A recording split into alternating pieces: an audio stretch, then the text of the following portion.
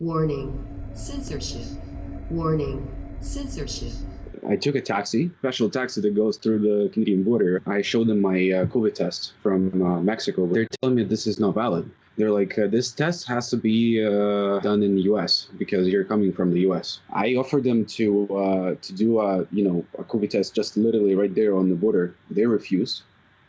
And they told me to either go back to the US, do that test, and then come back, or to go to the hotel quarantine. I've done my test. I've done it with the 72 hours. I've paid $160 for this. I'm a student.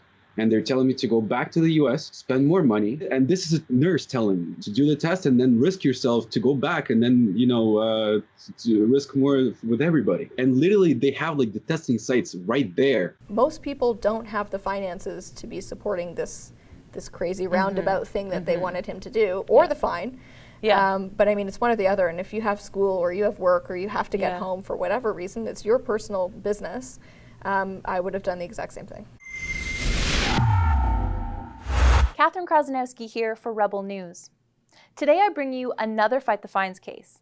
This one concerns a student who was returning home from Mexico. Gregory Vovtchenko made the choice to avoid the COVID hotel by traveling via taxi from the US to Canada, but it didn't work out as planned. If you aren't already aware of Fight the Fines, it is one of our largest and most important civil liberties projects ever. Rebel News, in partnership with the registered Canadian charity The Democracy Fund, help Canadians who have received unlawful lockdown tickets fight those tickets in court at no cost to them. I'm going to let Gregory tell you his story, but stick around until the end because I sat down with our legal team to discuss the case, and I'm going to ask you to get involved in his fight for freedom.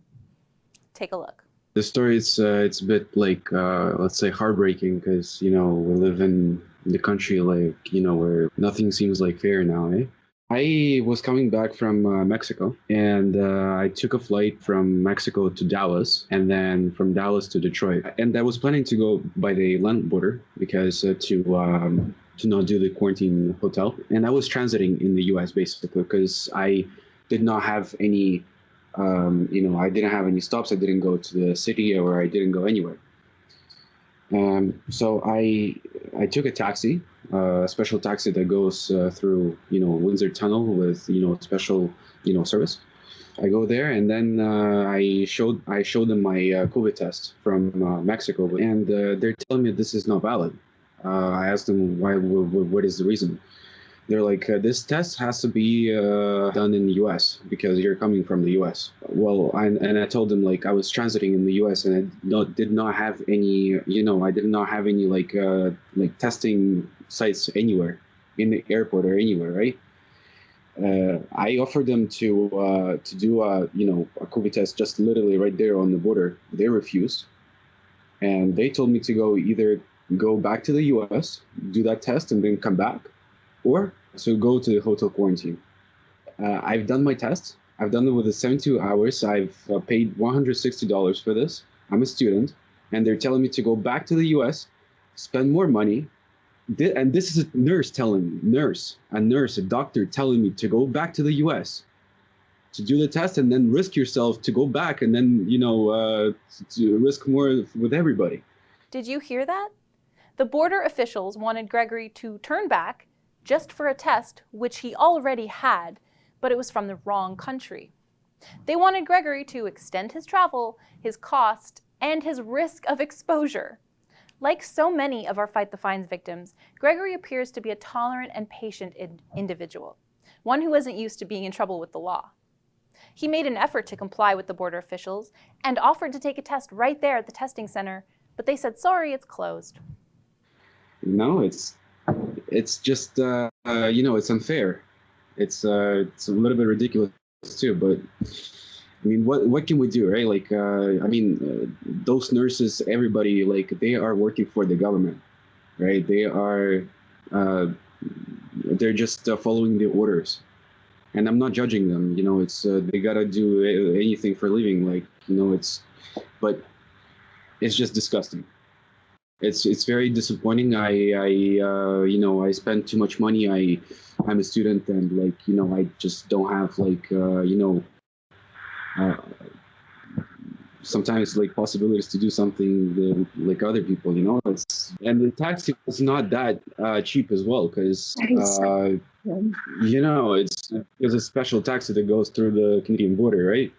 They're telling me to go back. Like, are you like out of your mind? Like, and literally they have like the testing sites right there. So they had a testing site at the border and they refused. I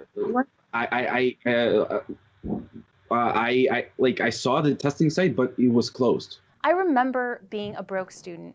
The idea of saving up for a special trip only to get hit with a massive fine is heartbreaking, especially knowing Gregory was trying to work within the confines of the ever-changing laws. I spoke to paralegal Jenna Little about Gregory's case, and here's what she had to say. He would have a due diligence defense because he took the steps to comply with the law. And there are a variety of different defenses that we can look into for these types of offenses. They've never been challenged before, so it's really carte blanche. It's terra nova. Okay. So we can create whatever defenses we want. And it's really unfortunate that it wasn't communicated to him upon his arrival in the United States, where they should be communicating and saying, if you're planning on, you know, departing and going to another country, you should be getting another PCR test. Because when you arrive in the airport in Canada, they demand a PCR test right there and then. And if you don't do it, you get a ticket. It's like, how are you supposed to know the laws of 3 different countries? Yeah, and that's difficult, especially for a layperson to navigate, and especially because these laws aren't very obvious. I mean, you can go on to the Government of Canada or ArriveCan websites and read about it there, but that's not telling you what the laws actually say. It's just saying, this is what you need to do. So in any person that I talk to, I always encourage them, just do everything you can to abide by the law. Yeah, and I do trust that he did that because he was like willing to take the PCR test at the border. Yeah, and that's really unfortunate. Yeah. It's really not his fault. And if it was me, I honestly would have done the exact same thing. Yeah, like I'm not going to get all the way back to the airport. No, and you're now making a financial decision and a time-based decision. Yeah. And most people don't have the finances to be supporting this crazy roundabout thing that they wanted him to do, or the fine.